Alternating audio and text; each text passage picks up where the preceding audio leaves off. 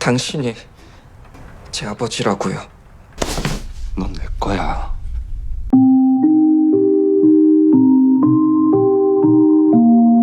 Setahun kemudian, Noah menjadi anak yang pintar di kampusnya. Ia bersama mahasiswi cantik bernama Nakazono berusaha menjadi yang lebih baik. Dan karena itu, mereka pun jadi sama-sama tertarik dan menjalin hubungan panas di dalam kampus. Berbeda dengan kakaknya, Mojasu lebih suka bermain di arkade pachinko. Sayangnya, Mojasu sering berbuat curang, sehingga pemilik pachinko tersebut, Pak Goto, seorang pelanggan langganan di kedai Sunja mengalami kerugian. Dan ia melaporkan hal ini kepada Sunja. Sunja kecewa kepada putra keduanya itu. Ia berjanji akan membayar kerugian dari Pak Goto, tapi Pak Goto punya rencana lain. Ia ingin Mojasu bekerja di pachinko karena menurutnya Mojasu sangat berbeda dengan Noah. Mojasu tidak ditakdirkan untuk belajar. Mendengar hal tersebut, Mojasu tentu saja sangat senang dan Sunja mau tidak mau mengizinkannya. Kyung-hee pun menolak dengan keras. Menurutnya, Goto tidak akan bisa menjaga Mojasu di pachinko. Mereka tahu seperti apa tempat permainan itu. Ia menyuruh Sunja untuk berpikir lagi dan mencari pekerjaan yang lebih terhormat untuk Mojasu. Karena ini bukan zaman perang lagi, di mana mereka mau tidak mau bekerja apa saja untuk bertahan hidup.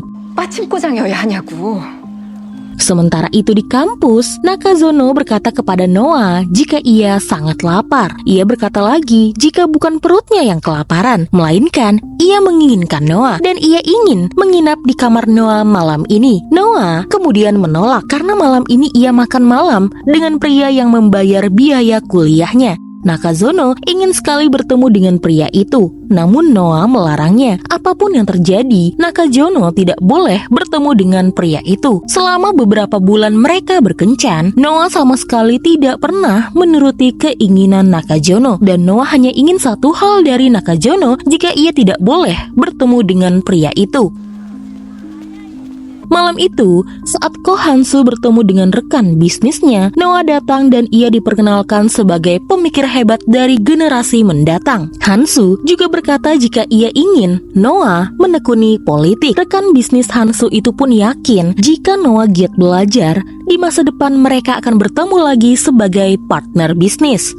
Saat makan malam, Noah pun berkata jika ia ingin menjadi seorang guru dan ia tidak mau menyelami politik seperti keinginan Hansu. Hansu agak kecewa sebelum akhirnya mereka tiba-tiba kedatangan tamu lagi. Dan rupanya dia adalah Nakazono yang bersikeras mengikuti Noah pergi dan memilih untuk melanggar janjinya kepada Noah. Ia mengenalkan diri sebagai teman Noah dan duduk bersama Hansu dan juga Noah. Noah kesal dan marah dengan Nakazono yang begitu keras kepala. Apalagi Nakazono sama sekali tidak mau meminta maaf. Ia lalu memutuskan Nakazono dan sebenarnya Noah tahu maksud Nakazono berpacaran dengannya. Nakazono hanya ingin mendapatkan perhatian dari orang-orang jika ia berpacaran dengan orang Korea. Nakazono lalu berkata jika ia tahu kenapa Noah tidak mau mengenalkan pria itu kepadanya. Itu semua karena Ko Hansu adalah ayah kandung Noah. Mendengar hal tersebut, Noah langsung mencekik Nakazono. Ia sangat kesal mendengar hal itu dari mulut Nakazono. Setelah itu Noah pun pergi menemui Hansu di rumahnya. Meski seharusnya Noah baru bisa datang saat Hansu memanggilnya. Noah tidak peduli karena ia ingin mendengar sesuatu dari mulut Hansu sendiri. Apa benar Hansu adalah ayah kandungnya? Hansu tentu saja lega, akhirnya ia tidak perlu menyembunyikan hal ini dari putranya sendiri. Noah kira Hansu pernah memerkosa atau menipu ibunya, tapi Hansu berkata jika ia tidak melakukannya. Ia lalu menceritakan bagaimana ia bisa bertemu dengan Sunja dan mengapa ia tidak bisa bertanggung jawab. Noah begitu jijik mendengar langsung dari Hansu. Ia tidak mau Hansu yang seorang pedagang korup, egois, dan juga seorang pembunuh ini menjadi ayahnya. Hansu tidak menampik, memang kenyataannya dia adalah pria seperti itu. Tapi ia berjanji Noah akan mendapatkan apapun yang Noah inginkan karena Noah adalah darah dagingnya. Sementara itu, di masa di mana Sunja tua akhirnya tahu siapa Kato, ia menceritakan bagaimana putranya Mojasu menyelidiki siapa Kato dan takut Kato menipunya. Sunja memilih untuk berpisah dari Kato dan berharap Kato bisa hidup lebih baik. O genki de.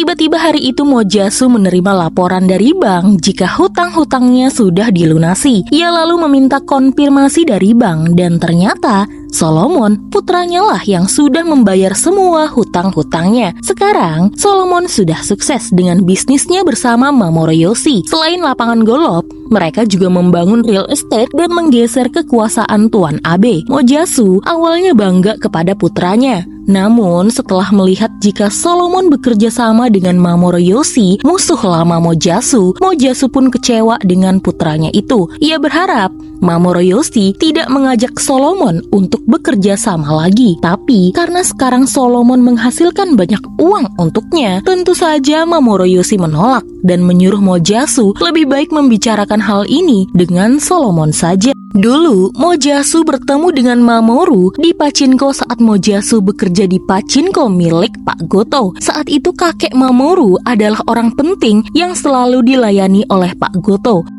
Suatu hari Solomon mendapatkan kabar jika Tuan Abe bunuh diri karena kontroversi yang menimpanya, di mana Tuan Abe membangun proyek di tanah bekas pemakaman. Jasad Tuan Abe ditemukan di kaki gunung setelah dikabarkan melompat dari puncak tebing. Pada malam itu, Noah pulang ke rumah dan bertemu dengan ibunya di luar. Sunja begitu terkejut melihat kedatangan putranya yang begitu tiba-tiba. Noah berkata, ia hanya rindu dengan ibunya dan ingin melihat ibunya. Setelah itu, Noah meminta ibunya untuk jaga diri dan kemudian ia bergegas pergi lagi. Sunja khawatir dengan Noah.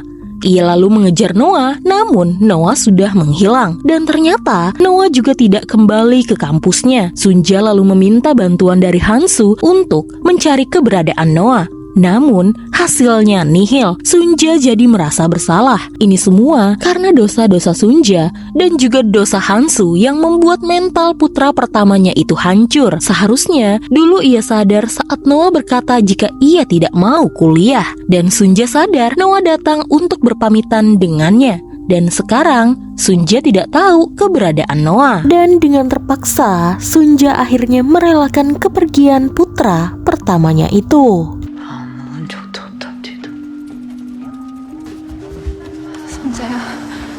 Noah memilih untuk menjalani kehidupannya yang baru. Ia menjual arloji saku yang pernah diberikan Hansu. Lalu ia berpura-pura menjadi orang Jepang bernama Ogawa Minato. Dan kemudian bekerja di Pachinko milik orang Jepang yang rasis dengan orang Korea. 名前は聞いてなかったな。小川湊と言います。 Dan kemudian alur cerita drama Pachinko season kedua pun selesai. Apakah drama mengharukan ini akan kembali pada season yang ketiga? Sejauh ini masih belum ada konfirmasi. Meski kru dan para pemain ingin melanjutkan ceritanya, di mana menurut novel Noah berakhir bunuh diri. Dan bagaimanakah dengan kehidupan Sunja maupun Hansu ke depannya?